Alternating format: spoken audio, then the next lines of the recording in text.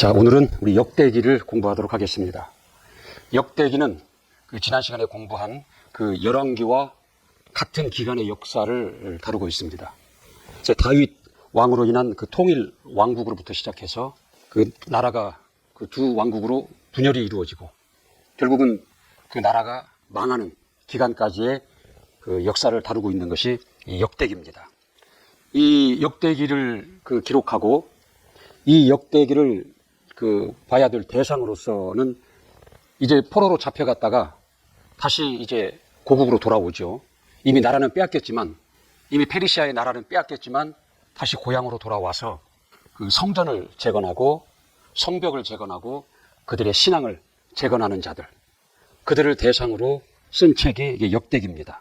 그래서 그들에게 이 과거 역사를 정확하게 다시 한번 가르치고 이 역사를 살피게 해서 이를 통해서 그들에게 권면의 메시지를 주고자 하는 목적으로 이 책이 기록이 된 겁니다. 이스라엘의 역사라는 것은 지난 시간에 열왕기를 통해서 이미 다 이루어졌고 또 이 역대기에 기록된 역사도 그것과 다를 바가 없다라는 거죠. 똑같은 역사를 왜 또 역대기라는 책에다가 남겼을까? 단순히 열왕기에 기록된 역사의 내용을 다시 반복하는 그런 내용은 아닙니다. 내용은 반복될지라도 이 관점이 다르다라는 거죠. 똑같은 역사가 있더라도 그것을 어느 입장에서 보느냐의 관점에 따라서 다른 면을 보게 되거든요. 예를 들어서 두 나라가 전쟁을 하는데 하나는 승자가 되고 하나는 패자가 된다는 거죠. 그럼 전쟁의 역사를 기록하는데 승자의 입장에서 기록하는 역사와 패자의 입장에서 기록하는 역사는 입장이 다른 겁니다. 이와 같이 똑같은 기간에 역사를 기록하는데 관점이 다르다라는 거죠. 그래서 이 다른 입장에서 역사를 이렇게 들여다봄으로 인해서 거기서 다른 면을 보게 하고 또 거기서 이들에게 다시 고향으로 돌아온 이들에게 메시지를 전하고자 하는 목적으로 이 역대기가 기록이 된 겁니다. 이 열왕기와 역대기는 이제 같은 기간의 역사를 기록했다는 몇 차례 말씀을 드렸죠. 근데 입장이 다르다라는 거죠. 이 열왕기와 역대기의 입장이 다른 거예요. 역사를 보는 입장, 이 역사를 기록한 자의 입장이, 관점이 다르다라는 것입니다. 이제 열왕기를 보면은 남유다와 북이스라엘, 남유다와 북이스라엘을 균형 있게 다루고 있어요. 기록을 했다라는 거죠. 근데 이 역대기에 보면은 이 북이스라엘은 완전히 무시해버립니다. 그리고 남유다 중심으로 기록이 되어 있다라는 거죠. 그 이유가 있다라는 거죠. 또 다른 관점은 뭐냐면 이 열왕기는 이 정치적 입장입니다. 나라 전쟁과 승자와 패자와 멸망 이런 정치적인 입장에서 기록을 한 거예요. 객관적으로 그대로 기록을 했다라는 거죠. 근데 역대기는 이게 종교적 입장입니다. 이게 하나님의 입장에서의 보는 면이 많습니다. 하나님과의 관계에서 조명하는 입장이 많다라는 거죠. 그래서 이 성전 얘기가 많이 나오죠. 성전, 예배, 그다음에 종교 역사가 많이 나와 있는 게 이 역대기라는 것이죠. 그 다음에 이 열왕기는 역사적 관점이라는 거죠. 역사적 관점이라는 거죠. 이게 역사적으로 일어난 사실들을 객관적으로 그대로 기록한 역사적 관점이라는 거죠. 이 역대기는 하나님의 입장에서 보는 겁니다. 하나님 관점인 거예요. 그래서 남유다와 북이스라엘이 있지만 이 북이스라엘을 완전히 무시하는 거예요. 남유다를 중심으로 기록을 했다라고 그랬죠. 하나님은 남아있는 자.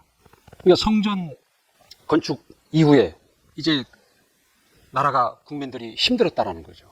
그래서 열 지파는 이제 좀 우리를 좀 편하게 하자, 편하게 살자라고 했지만 유다와 베냐민 지파, 이게 지파는 그 문제로 인해서 나눠진다라는 거죠. 그래서 열 지파는 도무지 견디지 못하겠다 하고 북으로 가버린다라는 거죠. 유다 지파와 베냐민 지파만 그 자리에 남아서 이 일을 감당한 겁니다. 그들이 그루터기가 된 거예요. 하나님의 입장에서는 그들에게 관심을 가지시고 그들을 중심으로 기록된 책이 역대기라는 거예요. 그다음에 이 열왕기는 율법과 율법을 지키지 않는 데는 보응의 관점으로 기록이 돼 있어요. 너희들이 나라가 갈라지고 나라가 망한 것은 하나님의 말씀을 떠난 것이다. 그래서 그에 대한 보응으로 그와 같은 결과가 이루어진 것이다. 이런 관점으로 열왕기를 기록을 했습니다. 그러나 이 역대기라는 것은 구원과 회복의 관점입니다. 비록 그러할지라도 하나님이 택하신 백성에 대해서 애정을 가지시고, 그들이 비록 포로로 잡혀가 있지만 그 포로기에도 계속 그들에게 관심을 가지시고 선지자를 보내서 말씀을 하시고, 결국은 그들을 지배하고 있는 왕의 마음을 감동해서 다시 고국으로 돌아오게 하고 다시 회복, 재건을 이루게 하셨다라는 그런 관점에서 역대기를 기록했다라는 거죠. 근데 여기는 그 열 왕들의 이야기다라는 거죠.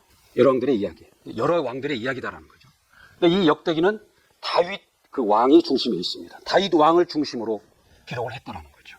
그 여기는 솔로몬부터 시작을 해요. 솔로몬 왕부터 기록을 시작한다라는 거죠.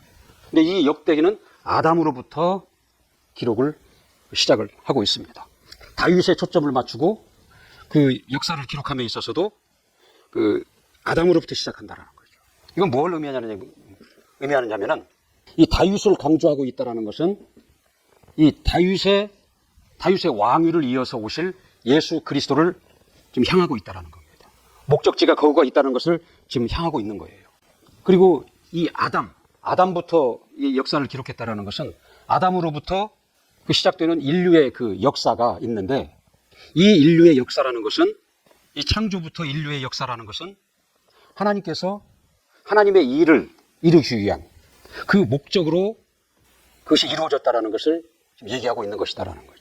이게 하나님의 인류 역사 가운데에 오셔서 그 인류 역사에 편승해서, 이스라엘의 역사에 편승해서 하나님의 일을 진행하시는 것이 아니라, 하나님은 하나님의 일을 위해서, 하나님의 뜻을 위해서, 하나님의 그 뜻을 위하여 오실 하나님의 아들 예수 그리스도를 위해서 그 창조부터 인류 역사가 시작되게 하시고, 그 중에서 하나님은 아담을 택하시고 아브라함을 택하시고 다윗을 택하셔서 그 일을 진행하셨다라는 것을 보여주는 것입니다. 이 하나님이 그 인류 역사의 시작부터 하나님이 어떻게 선택하셨고, 어떻게 그들을 보존하셨고, 그들을 어떻게 인도하셨는가를 보여주는 의미가 있다라는 거죠. 그래서 여기는 아담으로부터 이 역사의 기록이 시작이 된다라는 겁니다. 이렇게 열왕기와 역대기는 같은 기간의 역사를 기록했지만 관점이 다르다라는 거죠. 그래서 다른 관점으로 바라보면 전혀 다른 면을 볼 수가 있고, 이를 통해서 이제 귀국한 고향으로 돌아온, 포로에서 돌아온 그들에게 그 권면의 메시지를 전하고자 하는 목적으로 이 책이 기록이 된 겁니다. 그 대강의 이게 줄거리를 한번 보면은, 역대상은 이제 그 1장부터 9장까지 족보로 시작을 합니다. 이 다윗의 족보죠. 그래서 아담으로 시작이 되고, 아담에 이어서 노아, 아브라함의 그 자손 중에서 야곱, 그 야곱의 12 아들이 나오죠. 그러면서 계속 다윗을 향하고 있다라는 거죠. 다윗을 목적지를 향해서 가고 있다라는 거죠. 그리고 다윗이 목적이 아니라 다윗의 왕위를 이어서 오실 예수 그리스도, 메시아, 거기를 향해서 가고 있다라는 거예요. 그러니까 이게 이 역대기는 그 히브리 성경은 마지막 책이에요. 그리고 우리가 가지고 있는 성경도 이 역대기 이후에 있는 것은 이 역사 안에 있는 것들을, 안에 있는 선지자들의 그 활동, 그 안에 있는 내용을 설명하는 내용이다라는 거죠. 그럼 역대기의 그 1장에, 역대상에 나오는 이 족보는 그 마태복음 1장 1절에 나오는 다윗의 자손 예수 그리스도의 세계로 이어진다라는 거죠. 우리 마태복음 1장 한번 보시겠습니다. 1장 1절에 보면은 아브라함과 다윗의 자손 예수 그리스도의 세계라, 그렇게 되어 있거든요.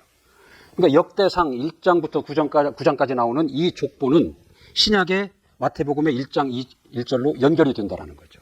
이게 역대상 1장부터 9장까지 나오는 이 다윗의 이 족보는, 아담으로부터 시작된 다윗의 족보는 이 마태복음에 와서 다시 연결이 돼서 그 족보를 따라서 예수 그리스도가 오시는 걸로 연결이 된다라는 것입니다. 그러니까 여기에서 이 다윗을 강조하고, 이 아담으로부터의 시작을 강조하고, 그 다음에 이 족보를 이게 강조하는 것은 뭐냐면, 그 예수 그리스도가 오실 길을 계속 얘기하고 있는 것입니다. 우리가 처음 말씀을 드릴 때, 첫 시간에 그 말씀을 드렸을 거예요. 이게 구약은 예수 그리스도가 오시는 통로다, 길이다. 그 구약의 모든 그 사건들은 예수 그리스도가 통과하는 역이다. 그래서 결국은 그 길을 따라서 그 역을 통과해서 지금부터 2000년 전에 유대 땅 마리아라는 역에서 예수 그리스도가 하차한 이야기가, 그게 구약의 이야기다. 그 신약은 하차하셔서 활동하신, 예수 그리스도가 활동하신 내용을 기록한 것이 신약이다. 그렇게 말씀을 드렸습니다. 지금 이스라엘의 역사, 아담부터 시작되는 그 이스라엘의 역사는 예수 그리스도가 오시는 길을 계속 얘기하고 있는 것입니다. 그래서 마태복음 1장 2절에 보면 뭐라고 했어요? 아브라함과 다윗의 자손 예수 그리스도의 세계라. 근데 하나님은 이미 아담을 인류를 창조하실 때부터, 인류가 시작될 때부터 그걸 염두에 두시고 아담을 택하셨잖아요. 로마서 5장 14절에 보면 아담은 오실 자의 표상이다 그랬어요. 이미 아담을 선택하신 것은 오실 자 예수 그리스도를 벌써 염두에 두신 것이다라는 거죠. 그리고 이어서 아브라함을 택하시고, 그리고 이어서 다윗을 택하시고, 그 왕위를 이어서 예수 그리스도가 오신 것이다라는 거죠. 역대기 상에서 지금 그 족보를 얘기하는 것은 이것을 얘기하고 있는 거예요. 그리고 이 역대기가 이 다윗을 강조하고 있는 것도 이 길을 지금 얘기하고 있는 것이다. 그걸 강조하고 있는 것이다 라고 보면 됩니다. 이 족보 얘기가 나오죠. 그 다음에 다윗의 통치와 그 치적에 관한 얘기가 나오죠. 이 다윗 왕이 어떻게 하나님을 섬겼는가. 그리고 다윗이 그 차지한 그 여부스 땅, 여부스라는 땅이 있잖아요. 여부스. 이 땅을 차지하는데 이게 왜 중요하냐면 이게 나중에는 그 예루살렘으로 일컬어집니다. 이 여부스 땅을. 예루살렘으로 일컬어지며 그 다음에 다윗성 또는 시온성으로 불려진다라는 거죠. 이건 뭐냐면 후에 예수 그리스도께서 이 예루살렘에 이 시온성에 오셔서 다스리실 것을 예고하고 있는 것입니다. 그것을 미리 보여주고 있는 것이다라는 거죠. 그리고 이제 다윗이 하나님의 언약궤를 이제 옮겨오죠. 그리고 이제 본인이 성전을 짓지 못하지만 그 아들로 하여금 성전을 짓기 위해서 성전을 지을 그 준비를 하는 거죠. 그 설계도를 아들 솔로몬에게 넘겨주죠. 그 성전 건축에 필요한 물자를 이제 모집을 합니다. 그러니까 거기는 그 왕인 그 다윗부터 모든 백성이 강요가 아닌 자원함으로 드렸더라. 그리고 풍성하게 드렸더라. 그만 가져오라고 할 만큼. 그런 내용들이 거기에 나오죠. 그리고 이제 다윗이 나이가 먹고 다윗의 아들 솔로몬이 즉위를 합니다. 그리고 이제 다윗이 죽음으로 인해서 그 역대 상이 이렇게 마무리가 됩니다. 이게 대략의 그 역대 상의 그 줄거리가 이제 그런 겁니다. 역대 하는 이제 그 솔로몬으로부터 시작이 되는 거죠. 솔로몬의 그 통치와 솔로몬의 그 성전 건축으로부터 이제 시작을 합니다. 솔로몬이 하나님께 간구하는 이야기, 하나님이 그에게 지혜와 지식을 주신 이야기, 그 솔로몬의 부귀 영화에 관한 이야기가 이제 나오죠, 처음에. 그리고 성전 건축 과정을 자세히 설명한다라는 거죠. 이제 그래서 이 역대기는 제사장이 기록했을 것이다라고 추측을 하는 겁니다. 이게 제사장이기 때문에 그 모든 것을 자세히 알고 있고, 그 제사장이기 때문에 하나님의 관점에서 역사를 들여다본다라는 거죠. 성전 건축 얘기가 자세히 나오죠. 그리고 이제 그 성전이 완공이 되고 이제 성전을 하나님께 봉헌하는 그 장면이 또 설명이 되죠. 그래서 그 완공된 그 성전 안에 하나님의 언약궤를 갖다 두죠. 그랬더니 하나님의 영광이 충만하더라. 5장에 나옵니다. 이는 뭐냐면 모세가 하나님으로부터 성막, 천막으로 만들어졌죠. 광야 시대에. 그 천막으로 만든 그 성막을 완성하니 구름이 성막을 가득 덮고 하나님의 영광이 충만한 것과 같은 그런 내용이다라는 거죠. 이 하나님의 임재가 충만했더라. 이제 그런 내용입니다. 그러면서 하나님이 이제 그들에게 약속을 하나 해주시잖아요. 우리 역대하 7장 한번 잠깐 찾아보겠습니다. 11절부터 16절까지.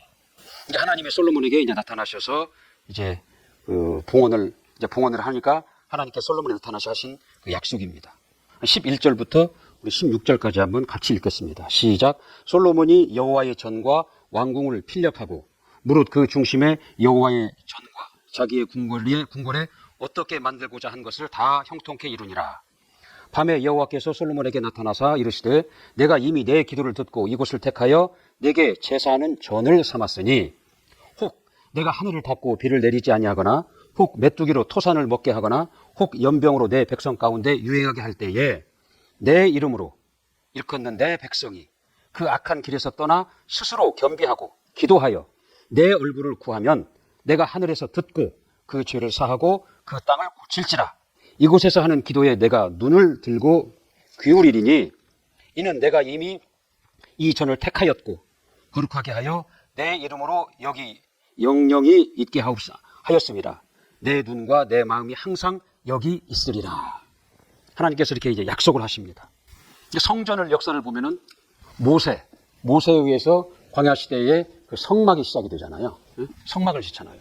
이거 텐트로 되어 있다라는 거죠. 그들은 계속 광야에서 이렇게 이동을 해야 되기 때문에 텐트로 된 성막을 처음 이렇게 하나님의 계시에 하나님이 모세에게 계시하고 모세가 하나님의 계시를 따라서 성막을 만들었습니다. 그 다음에 이들이 이제 가나안 땅에 정착을 했잖아요.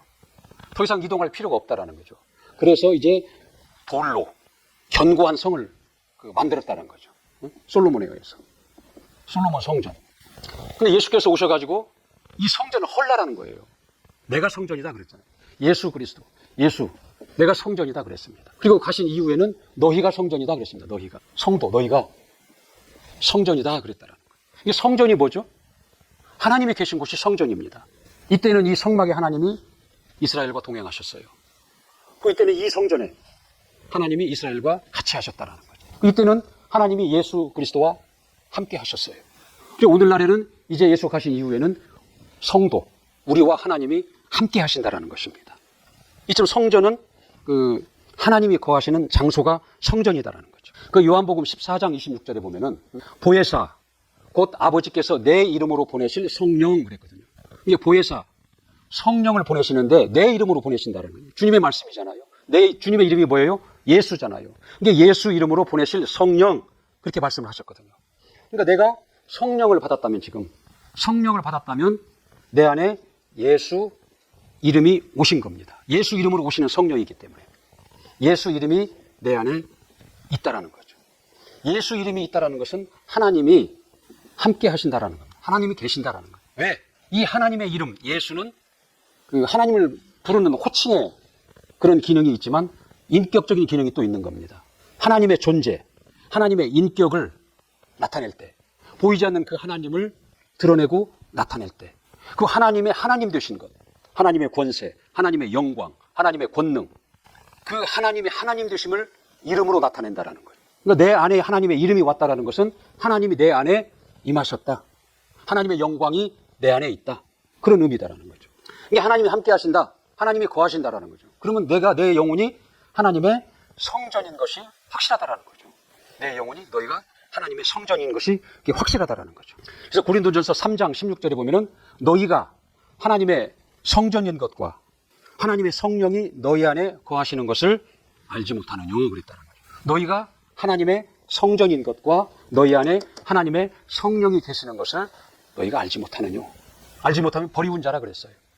그러니까 우리가 성령을 받음으로 인해서 하나님의 이름이 하나님의 이름으로 오시는 성령이잖아요. 내 안에 예수 이름이 임하셨고 예수 이름이 임하셨다는 것은 하나님이 내 안에 계신다라는 거고 하나님이 계신다라는 것은 내가 성전이기 때문에 하나님이 내 안에 계셔서 나와 함께 하신다라는 것이죠. 성전은 하나님이 계시는 곳이에요. 하나님의 처소예요. 그렇기 때문에 거기는 하나님의 환경이 있습니다. 하나님의 성품에서 나오는 그 환경, 하나님의 속성에서 나오는 그 환경이 그 성전에 있다라는 거예요. 그러니까 우리가 성전됨으로 인해서 하나님이 계시는 그 환경, 하나님의 하늘나라잖아요. 하늘에 계신 우리 아버지요 그랬잖아요. 하늘의 그 환경, 하나님이 계시는 하늘의 환경이 내 안에 그대로 있는 겁니다. 근데 하늘에는 하나님의 행복이 충만합니다. 하나님의 의가, 하나님의 뜻이 충만합니다. 하나님의 권세가 충만합니다. 진리가 충만하고 생명이 충만하고 하나님의 빛으로 충만한 것이 하나님의 성전인 하늘입니다. 그 하늘이 지금 내 안에 그대로 왔다라는 거죠. 내 안에 임했다라는 것입니다. 그래서 누가복음 17장 그 20절, 21절에 보면 하나님의 나라는 여기 있다, 저기 있다고 못하리니 하나님의 나라는 너희 안에 있느니라 그렇게 얘기해요. 이처럼 하나님의 나라가 우리 안에 있다라는 거죠. 그러니까 내가 지금 기도하는 것은 성전 안에서 기도하는 거예요. 성전 안에 계신 하나님께 기도하는 것이다라는 거죠. 하나님과 나는 거리감이 없는 거예요. 그 영광이라는 빛 안에서 하나님과 나는 거리감이 없다라는 거죠. 그래서 내 안에 계시고 내 안에 있는 성전 안에 계시고 또 나를 보시고 나를 아시고 나를 들으신다라는 거죠. 그러니까 내가 오늘날 하나님의 성전이다라는 걸, 하나님의 이름으로 모신 성전이다라는 이 가치와 나를 성전 삼으시고 하나님이 나와 함께 하신다라는 이것을 우리가 믿는다고 하면서도 그 믿음이 극히 제한적입니다, 사실은. 그래서 그 어마어마한 것이 우리 안에 있지만 우리가 그 하나님의 나라를 체험하고 하나님을 체험하는 것은 극히 일부분적이라는 것이죠. 그래서 내가 하나님의 성전인 것과 하나님이 내 안에 계신다라는 것, 하늘에 있는 것들이 내 안에 충만히 있다라는 것, 하나님이 나와 함께 하신다라는 것을 내가 인정하는 것은 이것이 믿음입니다. 믿음의 다른 말이 인정입니다. 그래서 인정하고 그것을 시인하고 이걸 믿음으로 자꾸 고백을 해야 된다는 거죠. 그래서 내 안에 있는 그것이 내가 먼저 체험을 하고 또 그것을 내가 먼저 체험하고 드러내고 나타내고 증거하기를 하나님은 우리에게 원하십니다. 우리는 자꾸 무엇을 하나님께 막 구하려고만 한다라는 거죠. 그런데 하나님은 이 모든 것을 우리 안에 먼저 주셨어요. 그것을 너희가 알고 그것을 믿고 그것을 시인하고 그것을 사용하고 그것을 누리기를 먼저 원하신다라는 거죠. 이렇게 성전을 이렇게 짓죠. 그다음에 성전 완공을 하고 이제 솔로몬의 그 영토 확장. 이 솔로몬이 영토를 확장하는데 그 여호수아 때 차지한 것보다 3배나 넘는 영토를 차지한다라고 그래요. 그다음에 그 솔로몬의 그 부귀 영화를 그 지혜를 그 배우고자 시바 여왕이 솔로몬을 방문한 이야기도 나오죠. 그럼 결국 솔로몬도 이제 죽습니다. 이 솔로몬이 죽고 역대하 10장부터 그 마지막 장까지는 뭐냐면 그 솔로몬의 아들로부터 시작되는 이스라엘의 여러 왕들의 그 통치에 관한 이야기가 시작이 된다라는 거죠. 근데 안타깝게도 그 역대하는 예루살렘 성전, 그 성전 건축으로 시작해서 성전이 파괴됨으로 마무리가 되어버린다는 거예요. 성전에 하나님의 영광이 충만함으로 시작해서 하나님의 영광이 떠나버리는 걸로 이 역대하는 마무리가 된다라는 겁니다. 이제 솔로몬 통치하에 그 태평성대를 누리다가 결국 그 아들로부터 나라가 이제 이미 다윗이 범죄함으로 인해서 나라가 기울기 시작을 한 거예요. 그 아들 솔로몬을 거치고 그 솔로몬의 아들 르호보암 때에 나라가 둘로 갈라집니다. 북이스라엘과 남유다로 갈라지는 거죠. 그리고 이 두 왕국의 그 왕들의 이야기, 그게 열왕기라는 거죠. 그 이야기가 계속 이제 지속이 된다라는 거죠. 근데 여러 왕들이 나오지만 결국은 두 부류의 왕이 나오는 거예요. 그러니까 하나님을 경외하는 왕과 하나님을 떠나서 악을 행하는 왕, 두 부류의 왕이 나온다는 거죠. 그래서 그 결과가 어떠한 것인가를 역사적으로 기록한 책이다라는 거죠. 열왕기도 그렇고 이 역대기도 그렇다라는 거죠. 그래서 이 역사를 통해서 하나님을 경외하는 것이 얼마나 중요한 것인가, 하나님을 떠나서 악을 행하는 것이 얼마나 뼈저린 고통을 가져온다는 것을 역사를 통해서 보여주고 있는 것입니다. 이 역사를 기록하는 목적이 여기에 있는 거예요. 그 역사를 통해서 그걸 배운다라는 거죠. 하나님은 모든 왕들에게 참으로 복을 주시고 그들이 잘하길 기대하시는 거예요. 그들이 참 형통한 자가 되고 그 백성들이 평안하고 형통하고 이기고 그렇게 살기를 원하시는 거거든요. 그러나 왕들이 하나님을 선택하지 않아요. 다른 말로 하나님의 말씀을 선택하지 않는다라는 거죠. 하나님의 말씀을 떠나버린다라는 거죠. 그 결과가 어떠한 것인가를 이 여러 왕들의 이야기에서 자세히 보여주고 있는 것입니다. 그래서 우리가 공부한 신명기 30장 19절 20절에 보면은 너희 앞에 생명과 복, 사망과 저주를 두었다. 너와 내 자손을 위해서 택하라는 거예요. 생명을 택하라, 하나님의 말씀을 택하라는 거예요. 우리에게 자유의지를 주신 것은 택하도록 하신 거예요. 그래서 택하는 자에게, 하나님의 말씀을 택하는 자에게 생명과 복을, 말씀을 버린 자들, 악을 행하는 자에게 사망과 저주가 결과로 나타난다는 것을 보여주고 있다는 거죠. 그리고 맨 이제 마지막에 역대 그 하의 마지막에 보면 이제 고레스 왕, 그 당시에 그 남유다를 지배하고 있던 그 고레스 왕이 이제 그 선포를 합니다. 유대인들을 그들의 나라로 돌려보내줘라, 고국으로 돌아가게 하라 하는 그 선포를 하고 문서로 남기죠. 그걸 조서라고 그러죠. 그것으로 마무리를 한다라는 거죠. 우리가 한번 거기 보도록 하시겠습니다. 우리 역대하 마지막 장 36절. 역대하 36장 22절 23절 한번 봅시다.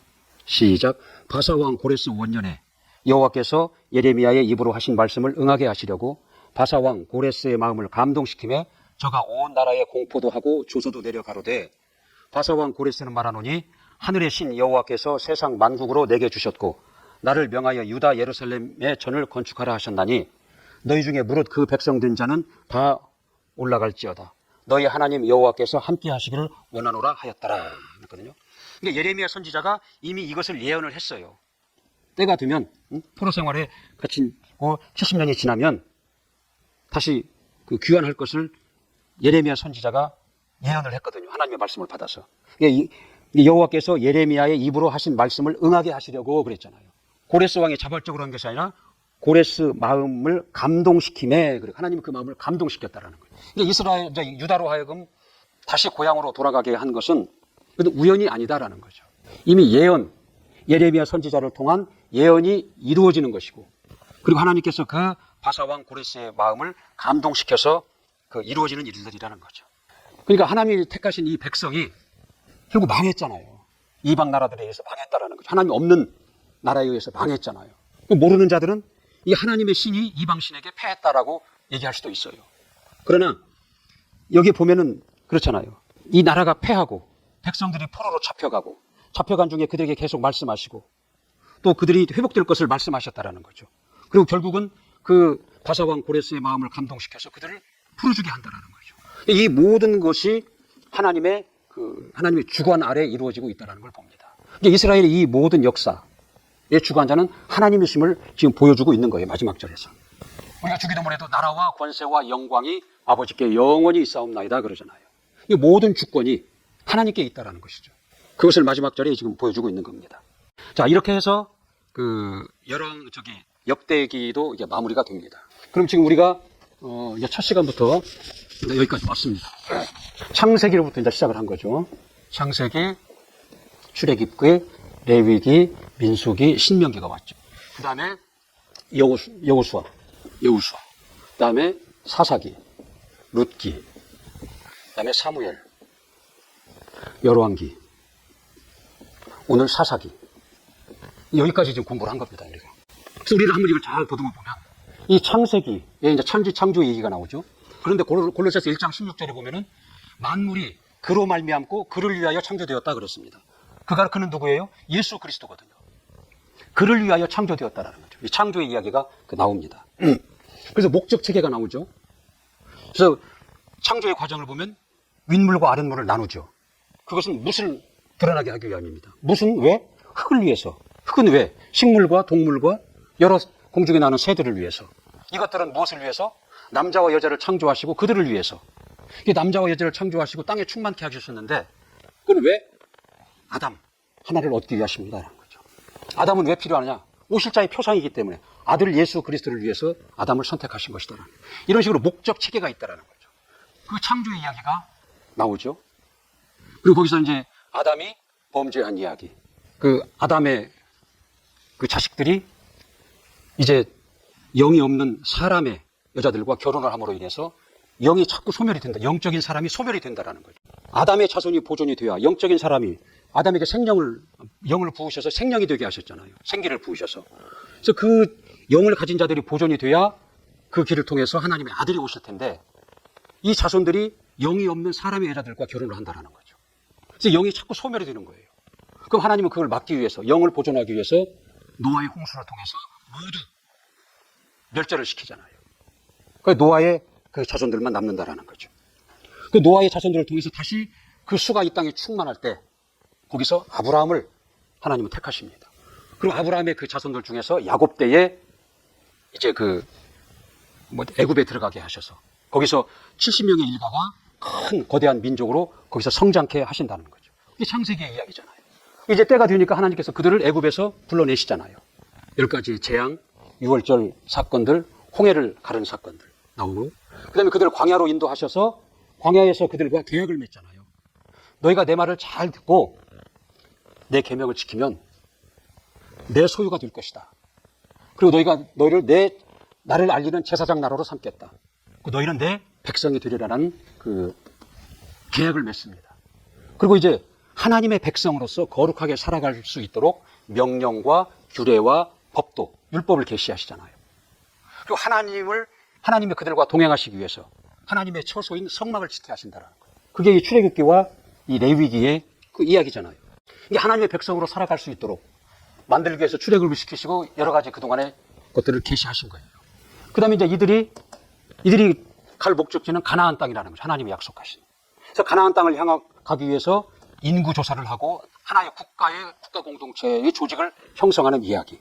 그러나 그들이 환경 앞에서 무너져 버리잖아요. 환경 앞에서 하나님을 불평하고 원만하고 불신한다는 거죠. 그로 인한 하나님의 징계. 결국은 그들은 어디까지 가냐면 정탐꾼이 보고 온 부정적인 내용을 듣고는 차라리 우리가 여기서 죽었으면 좋겠다. 애굽에서 죽었으면 좋겠다. 왜 우리를 그곳에 가서 저들의 칼에 죽게 하느냐. 하나님을 원망하잖아요. 그래서 하나님은 그들의 말대로 이들을 광야에서 다 죽게 하신다는 거죠. 한 열흘 남짓이면 갈 곳을 40년 동안 방황을 하면서 1세대가 다 죽죠, 여기서. 그리고 다시 2세대가 이제 등장을 하고, 그 2세대들을 중심으로 다시 인구조사를 하고, 다시 정비를 하죠. 그리고 그들을 향해서 모세가 이 출애굽기 레위기에 나온 하나님의 말씀을 다시 되풀이해서 설교하는 이야기가 이 민수기고 신명기의 이야기잖아요. 근데 결국은 이제 여호수아의 지도 아래 그 가나안 땅을 전쟁을 통해서 거기를 정복을 하는 이야기. 그 땅을 차지하고 각 지파별로 분배하는 이야기. 거기에 정착하는 사는 이야기가 여호수아의 이야기잖아요. 그리고 이 강력한 여호수아라는 이 지도자가 떠납니다. 죽잖아요. 그럼 그 이후에 여러 이제 사사들이 나타나는 거죠. 근데 이스라엘이 이 사사시대라는 것은 이스라엘이 어떻게 타락한 생활을 하는가를 보여주는 이스라엘의 생활상을 보여주고 있는 거예요. 그러니까 사사가 있을 때는 하나님의 말씀의 지도를 받아 순종하며 살아갑니다. 평안해요. 이게 사사가 없어지면 다시 자기 소견에 옳은 대로 행하였더라 그랬잖아요. 결국 하나님의 징계가 임합니다. 환란이 온다라는 거죠. 그럼 이들은 다시 하나님 앞에 회개하고 하나님께 구원을 요청합니다. 그럼 하나님은 사사를 보내서 그들을 다시 구원하시고 인도하신다라는 거죠. 계속 이것이 반복이 되고 있다라는 거죠. 이스라엘 사사시대의 이스라엘 사람들의 생활상이었다라는 거죠. 이게 사사 얘기다는 거예요. 그 다음에 룻기는 뭐냐면 이 사사시대 도덕이 무너지고 우상을 숭배하고 각자 자기 소견에 오른 대로 행했던 이 시절에 그 이방 여인 룻이라는 그 여인의 그 아름다운 이야기, 그 흑암과 같은 시대에 한 줄기의 그 빛과 같은 그 여인의 이야기가 이 룻기라는 거죠. 그 다음에 이 사사시대가 마무리가 되는 거잖아요. 그 사무엘을 중심으로 사무엘이 마지막이 되고, 그 다음에 이 이스라엘은 왕을 세워달라고 합니다.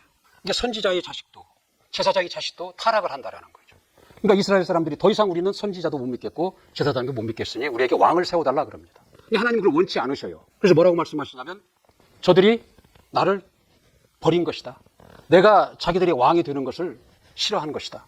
그래서 마지못해서 허락을 하셔요. 그래서 초대 왕 사울이 세워지죠.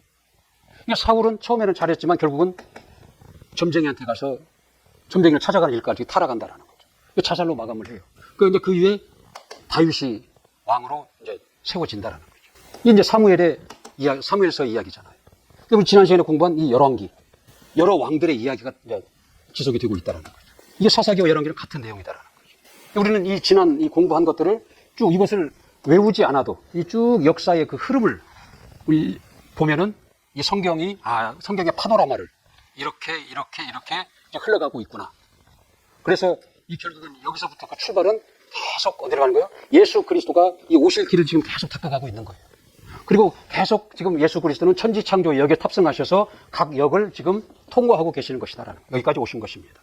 그리고 결국은 그 요셉과 정혼한 그 마리아라는 역에서 이제 하차를 하심으로써 구약의 이야기가 마무리가 되는 겁니다. 그 신약은 이제 하차하신 예수 그리스도의 말씀, 그게 출생부터 그가 하신 모든 사역들, 그가 하신 말씀들, 그리고 그를 믿는 자들의 기록, 행전, 이것이 신약의 이야기다라는 거죠.